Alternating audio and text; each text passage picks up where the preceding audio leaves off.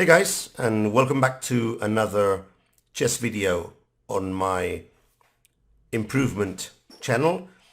We have another chess miniature, a game which ends in less than 25 moves. A very instructive game from the last Spanish team championship in Melilla, famously now because of the Shevchenko cheating case. And the game is played between two of the most promising young Spanish players, international masters Diego Macias Pino, who's rated 2479 and he's still an under 18 player, and Alex Garrido Outon, rated 2448, also a very strong player from Spain. I think Alex is now under 20 or maybe 21. So both of them very young, very promising players. Both of them have Grandmaster norms. And for me, it's very clear that Diego will become a Grandmaster very soon, probably this year or the next year. Alex may take a bit longer, but will also eventually, if he doesn't stop playing, end up becoming a Grandmaster. I do have the feeling that Alex is taking it a bit more calmly now because I think he's gone to university, which is very good, a very good vital decision. So he may take a bit more time.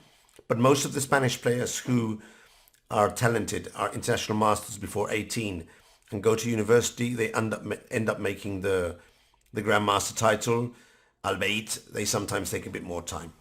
Diego is also studying, but he's fully into his chess career. Very talented, extremely good player. And I think he'll become not only one of Spain's next Grandmasters, but probably he could easily become a member of the Olympic team in 4 or 5 years. Yeah, I think Diego's gonna be one of those players who gets to the top, at least in Spain. So let's go and check out the game. Remember, the key idea behind a chess miniature is that we're going to see an instructive, short game, but where we're not going to see huge blunders from the losing side. We're not going to see a player drop a queen or drop a very elemental tactic, because that's not really the idea of a miniature. We're going to see how one player takes advantage of certain mistakes to win the game very quickly. So they're very instructive actually. So Diego goes d4. Alex replies with d5. Diego plays c4, Queen's Gambit. Alex replies e6. And Diego goes knight to f3. Alex plays a6 here, the so-called Janowski variation, very popular nowadays. There are several ideas behind the move. The main idea is that in some variations, for example against knight c3, black can already consider the capture, d takes c4, following up with b5. That's one of the ideas. And if white plays a4 here to stop b5, there are several lines involving the occupation of the b4 square, giving black quite a good game. There are some other ideas as well, so it's not the only idea, but yeah, it's an interesting position. Now, it's been said that bishop g5 theoretically is the refutation. I'm not convinced. I think the best way to approach this variation is to play the exchange variation with c takes d5, which is what Diego does, and try and transpose to one of the variations of the exchange variation where we will try and take advantage and prove that a6 might be not a bad move, but a move that leaves black with a certain disadvantage in some specific line. But it's not easy, because in many variations, for example, the minority attack, a6 will prove to be okay. And it also does have some other advantages, so it's not easy at all. In any case, it's a good move. Here, several players have played c6 straight away, which is begging the question if white can break open the position with e4. But the idea is to delay the move knight to f6 until white has developed the bishop to f4, therefore sidestepping the pin. Alex plays knight to f6. Diego plays bishop g5. Bishop e7 will be the normal move here, but modern chess has moved along and bishop e6 is being played much more now. We protect the pawn on d5, therefore sidestepping the threat. Bishop takes knight, followed by knight takes d5. That was the threat.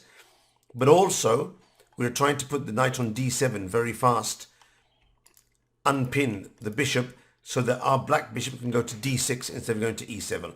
It's a modern way of playing, and it's interesting. So Alex goes for it. Of course, normally to take advantage of a fast bishop to e6 development, queen to b3 is a move you always have to pay attention to, hitting both the pawn on d5 and the pawn on b7. But here, knight to b7, queen takes pawn, rook to b8, queen takes pawn, rook takes b2. Already computers are giving this position as slightly better for black, already proving that white's development on the king side is not completed, and black does have some dangerous threats with bishop to b4, among other ideas. So, in view of these variations, Diego goes for the safe e3, knight b d7, bishop d3, bishop d6. We can already see that one of the strengths of a6 is to prevent knight to b5, rook to c1, castle, castle, and c6. And black, after protecting the pawn on d5, now is threatening to play bishop to g4, pinning the knight to the queen, and that would mean that white would have to drop back with the bishop to e2 to unpin that bishop. So Diego actually prefers to play h3, avoiding that pin. Now, normally black would go for queen to c7 here, but the presence of the rook on c1 already makes this move slightly dangerous. White can't take advantage yet. There are no tactical tricks available, but in general we're not putting the queen in front of the rook on a semi-open file. It's one thing to be attentive to. So Alex goes queen to b8. Okay, he's not actually threatening anything on the diagonal, but maybe he's trying to, at some point, to prevent white from going to bishop to f4 or bishop h4 and bishop to g3 to swap off the bishops. It's understandable. However, the queen is not totally safe on b8. It doesn't allow black to connect the rooks. I do have the feeling that something is going wrong for black here. He's not worse, theoretically, but it's not easy to find a decent plan for him. However, he is very solid, and if white goes very quickly for some e4 or knight e5, black is under control. So Diego plays bishop to h4. Not threatening bishop to g3 yet, but that could be a move played afterwards. But he does threaten knight to g5 and then go f4 and f5. So Alex plays h6, which is correct.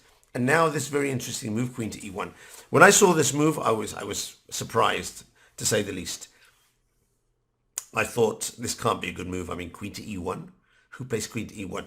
He's really going to play bishop to g3, swap off the bishops and capture with the g pawn. And that's why he needs the queen here. It seemed a bit weird to me. Also, he's allowing the queen to be placed on a semi-open file. The queen doesn't connect the rooks. Didn't seem good to me, this move. But I checked the computer, and the edging gives this move as the first or second option. So clearly Diego's onto something here. Clearly he was onto something. I think that he wants to move either the bishop to g3 or possibly the knight to d2 and then go f4 and f5. And some reason he feels that the queen is good on e1 in that variation. For me, I would never have played queen to e1 in this position, unless I was absolutely sure that my next move was going to be bishop to g3. So Diego plays rook to e1, already suggesting that if you go bishop to g3, I'll capture, and as soon as I can, I'll start putting pressure on this pawn, maybe via c5 and on the file. So Diego goes knight to d2, and now he's changed his idea. He actually threatens f4 and f5, and it's a very dangerous threat to control, because of course if you go g5, now the bishop on g3 will be okay, because there are a lot of weaknesses on the f file. So that was the idea of queen e1.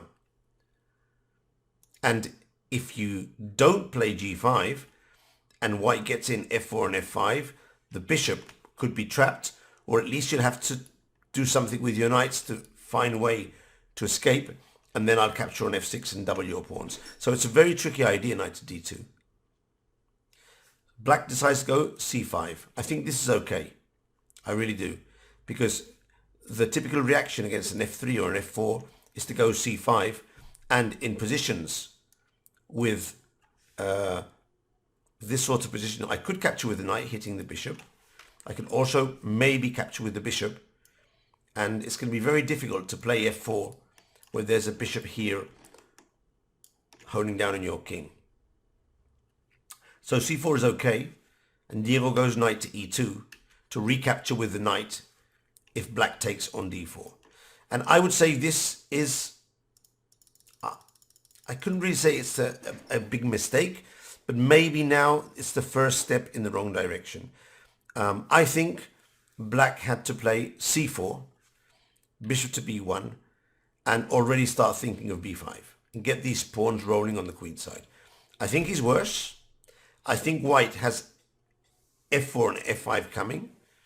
So black doesn't have a perfect situation, but I think that must be the idea. And if you have to allow bishop takes f6 at some point, so be it. But of course, this is not an easy decision. The computer holds this position, but for a human, it's a difficult decision. Garrido played c takes d4, knight takes d4, and maybe his original idea was to play knight to c5, hitting the bishop, bishop to e1, and knight to e4. I think this might have been his original idea when he played c5. And for some reason, he changed the idea. I haven't talked to him, so I wouldn't be able to know. But something tells me that this might have been his original decision. And then he changed it in view of this sequence. And maybe he saw this position and arrived at the conclusion that he was going to be worse in this position. Even clearly worse. And it does seem that white has a better position with the two open files, the knight on d4 against the bishop on e6. But the computer only suggests that white is slightly better here. So black does have certain things working for him. The queen on e5, the pawn on a2 is hit. White's pawns on the king side are slightly weak, vulnerable. Black could probably hold this position. But of course, he has to evaluate this position here. It's a long way ahead, difficult decision. He changed his mind, or that wasn't his idea, and he goes bishop to h2 check, king h1, and g5, which is a very aggressive way to try and stop the plan between f4 and f5. Of course, he probably calculated bishop to g3, take, and here I suppose he was thinking knight to h5, we hit the pawn on g3, white has to play king to h2, and maybe, and only maybe, I'm in time to play knight to f6, maybe queen to e5 or queen to d6 at some point, and hold this position. So I'm thinking that Garrido was sort of balancing this position here and the other one before, which we saw with the knight on d4 against the bishop on e6 in the ending. And he was balancing which of the two to go for. It's very difficult to play decent chess, especially at the level of 2500 where these guys are. He has to balance the positions and at the end make a decision. He went for the g5 idea, and now Diego uncorks a really good move, which is very difficult to see and to calculate. He plays f4, a fantastic move, blocking the bishop from the queen and exploding the position. Of course, this is based on very precise calculations. For example, if black takes the bishop, before recapturing the bishop on h2, I'm sure Diego would have played queen takes h4. The bishop is lost, h6 is weak, and black's skin is being mated here. One other variation to bear in mind is g takes f4, king takes h2, f takes e3 check, and now bishop to g3, fantastic move, hitting the queen. Pawn takes queen, again hitting the queen, and now queen takes d2, queen d8, queen takes h6, and this is directly a loss, a very fast loss for for black in this position. White is going to crush him very, very easily. So Alex went bishop takes h3. Now I have to suppose that when Alex went for this variation, he missed f4. I mean, if he'd considered f4 and calculated it properly, Garrido's a very strong player and he would have realized that he's going to be crushed. So I suspect he missed it, and when you get here, it's too late. He sacrificed the bishop. The idea is to open up the rook against the queen and play bishop to h4 at the moment. Garrido took, and now another very strong move. We can't take with the pawn because of the queen, it's pinned, but we can take with the rook. And now knight to f5, and we have two pieces for a rook, but more importantly, the threat is queen to g1 and queen to g7 mate. So black's moves are very limited here. He moved the king away, and now Macias went in for the kill. Bishop takes f6 check, knight takes f6, queen to h4, and black resigned on move 23. The threats are double. We're hitting the h6 pawn and the f6 knight, and therefore, of course, black is lost and preferred to resign. I'm going to show you a couple of variations. Black could have held on for a few moves, but he's going to lose for sure here. For example, simple variation knight to g8, defending both threats.